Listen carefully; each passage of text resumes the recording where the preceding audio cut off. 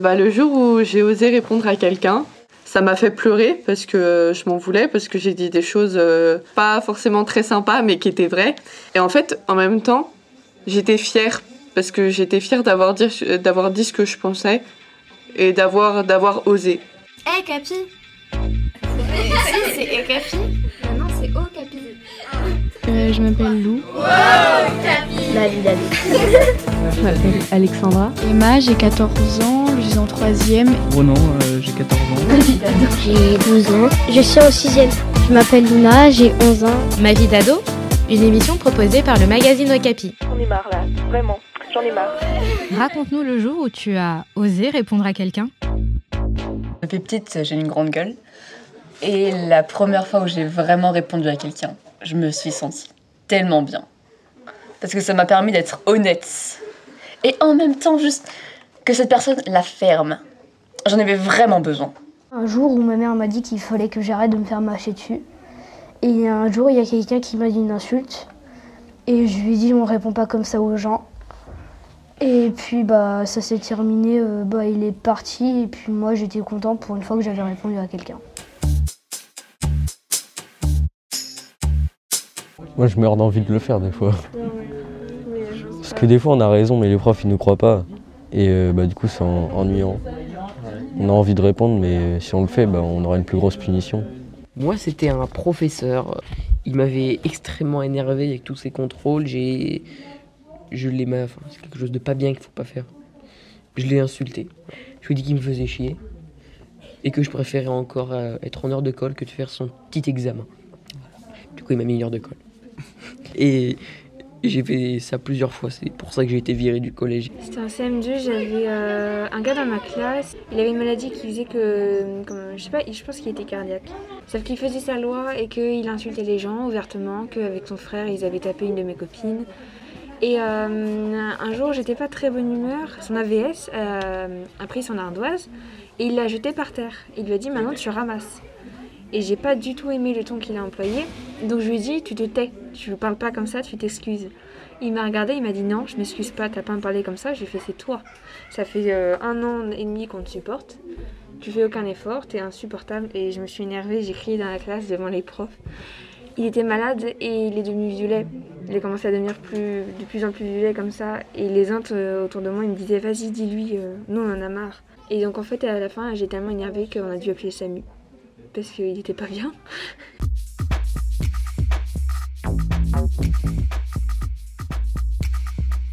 Je suis allée voir un prof parce que il y avait 2 amis à moi qui il leur avait fait des remarques sur leur tenue et j'avais été choquée. Et du coup, j'étais allée lui parler parce que c'est vraiment un sujet qui me tient à cœur et du coup, je lui ai demandé pourquoi c'était pas bien de s'habiller comme ça. Et il ne m'a pas répondu. Du coup, la seule fois où j'ai répondu à quelqu'un, ça ne servait à rien. C'était ma prof d'histoire géo. Je faisais autre chose, je l'écoutais pas. Et elle m'a fait comprendre que j'étais bête. Et tellement j'étais énervée, je lui ai dit « Vous insinuez que je suis bête, c'est ça ?»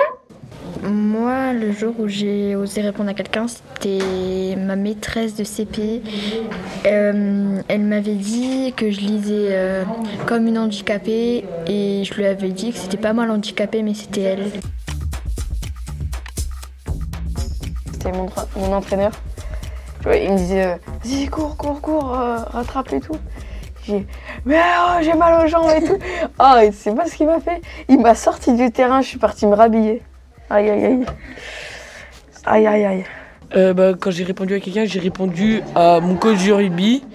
Il faisait que de nous dire de faire des pompes et tout, que du physique. C'était trop chiant. Du coup, je lui ai dit va au vestiaire, tu serviras plus dans l'équipe parce que tu fais rien là. Et j'ai été privé d'entraînement pendant 1 semaine. Moi, j'étais sur un terrain de foot. Il y a une faute que je n'ai pas aimée. Donc, le joueur, je l'ai insulté. Et après, l'arbitre, il s'en est mêlé et je l'ai insulté aussi. Et du coup, j'ai dû sortir. Moi, c'était mon beau-père. Il me faisait trop chier chez moi. Et il servait à rien. Et après, il faisait que de me dire des reproches. Donc, je lui ai dit qu'il faisait rien à la maison et que c'était un bâtard. Il y avait ma mère qui m'engueulait parce que mon frère, il m'avait, je sais plus trop quoi, il m'avait embêté, tout ça. Et je lui ai balancé plein de grands mots dans la face. Et là, je me suis fait démonter. Mon père, j'étais tranquille, mon père il me dit mais si, va emmener les poubelles. Je fais non, je le fais pas, tu me donnes pas d'ordre.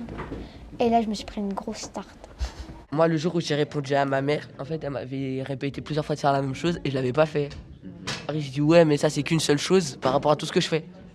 Et j'ai eu l'audace, l'erreur et la bêtise mentale de dire des choses comme ça à ma maman.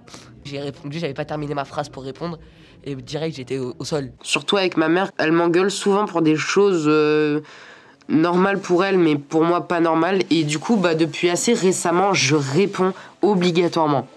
Tout ce qu'elle dit, je veux avoir le dernier mot. Pour moi, j'ai raison, donc je sais que j'ai raison, je veux avoir le dernier mot et je veux répondre. Parce que les parents, quand, par exemple, ils nous engueulent, on a le droit de se défendre. Et du coup, pour moi, répondre, c'est comme se défendre. Répondre, c'est une forme de défense.